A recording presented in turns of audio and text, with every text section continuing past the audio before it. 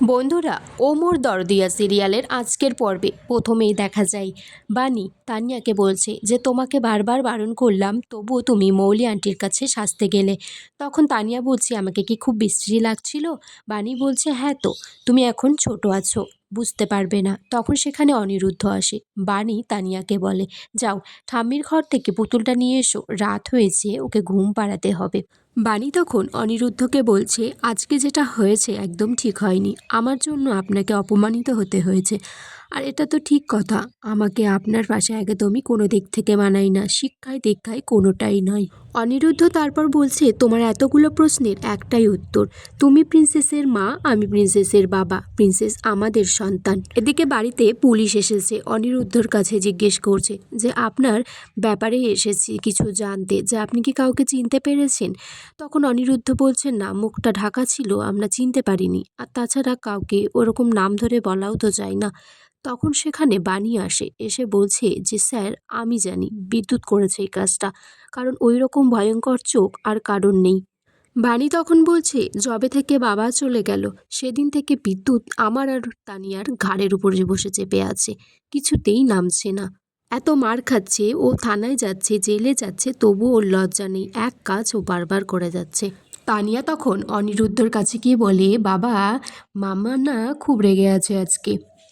তানিয়া বলছে কি করা যায় বলো তো। তখন অনিরুদ্ধ বলছে হ্যাঁ, কিছু তো একটা করতে হবে। তখন রান্নাঘরে যায়। বানি যে লুচি করবে বলে আটা মাখছে, তখন অনিরুদ্ধ সেই বাটিটা সরিয়ে নেয়। বানি বলছে কি হলো।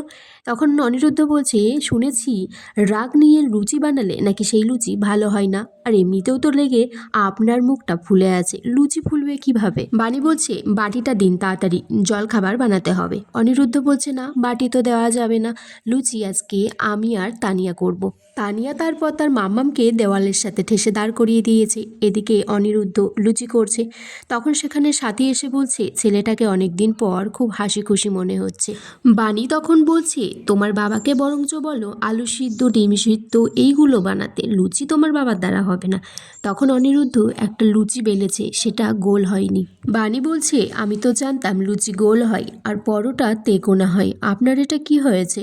তখন অনিরুদ্ধ বলছে হ্যাঁ, কোনো ব্যাপার না। তখন একটা পাশ থেকে বাটি নিয়ে সেটা গোল করে কেটে বলেছে এই যে আমার লুচি রেডি। তারপর তানিয়া আর অনিরুদ্ধ গান করতে করতে লুচি ভাজছে। এদিকে মৌলি বলছে তার ঠাম্মিকে, দেখেছো ওরা কত আনন্দ করছে, আমাকে সবার সামনে থাপড় মেরে অপমান করলো, আমি কিছুতেই ওদের এই গান সহ্য করতে পারছি না। তখন তার ঠাম্মি নয়নতারা বলছে আমি সাথীর কাছে যাব আর উত্তর চাইব, কেন ও আমার নাতনির গায়ে চড় মারলো। নয়নতারা তারপর অনিরুদ্ধদের বাড়িতে এসে বাণীকে আর তানিয়াকে অপমান করে।